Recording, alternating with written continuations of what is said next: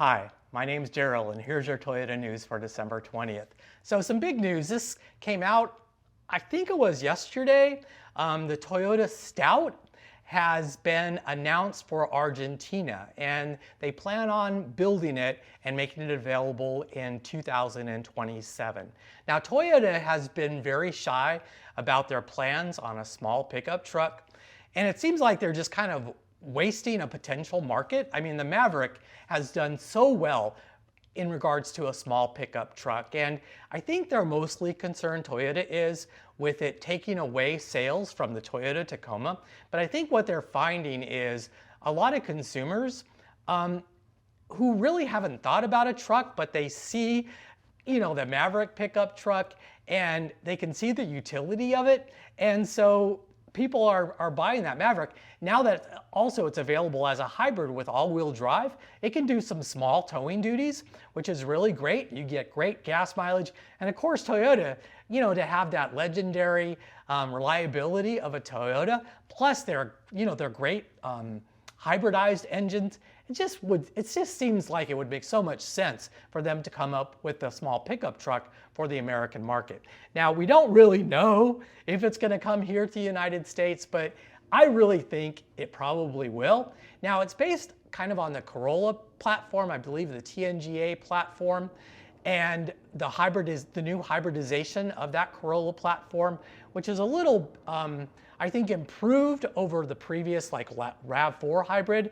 They also say in the article that they're considering a drivetrain similar to the RAV4 Prime or the RAV4 plug-in hybrid. I'm not sure if that would actually happen, but I mean, if they did something like that, oh my God, I mean, it would sell like crazy.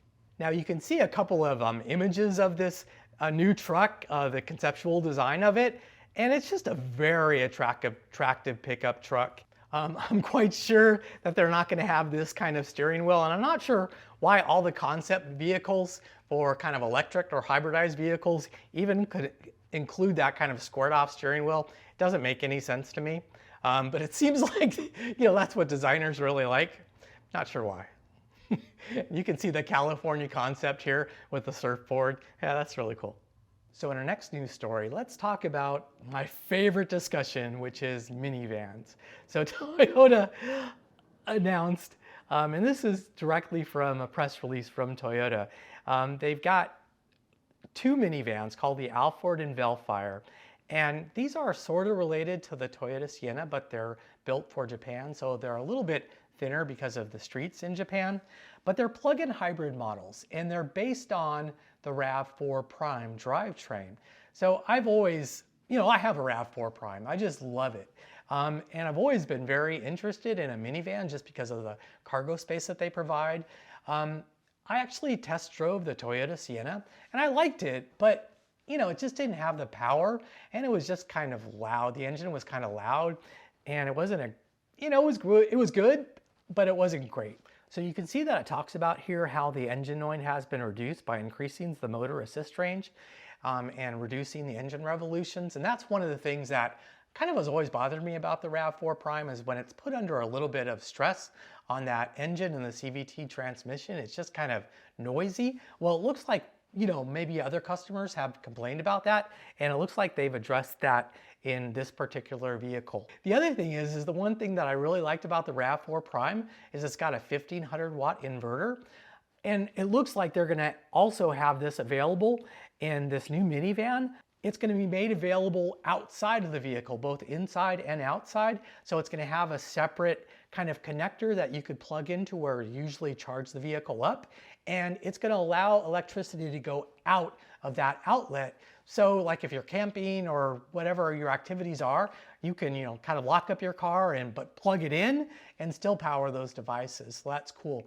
The other thing is it's got a lower center of gravity because of where the battery placement is underneath the cargo area. So yeah, it's kind of less prone to kind of tip over, because it's low to the ground and it's got that low center of gravity. So that's really nice. Now, I would think it would be relatively easy for them to take the existing Toyota Sienna and, RAV4 primitize it or RAV4 plug-in hybridize it. Obviously, they've done it to these minivans, so it can probably be done to the Toyota Sienna as well. But I've I wondered why they haven't done it earlier. And they're going to be building a new battery manufacturing plant in North Carolina, and it's supposed to come online in 2025. So perhaps they're waiting for, those additional batteries to be made available. And now that those are going to be available, hopefully they can take that Sienna and make a plug-in hybrid out of it. So this is Daryl with your Toyota News, and I hope to see you in the next one again very soon.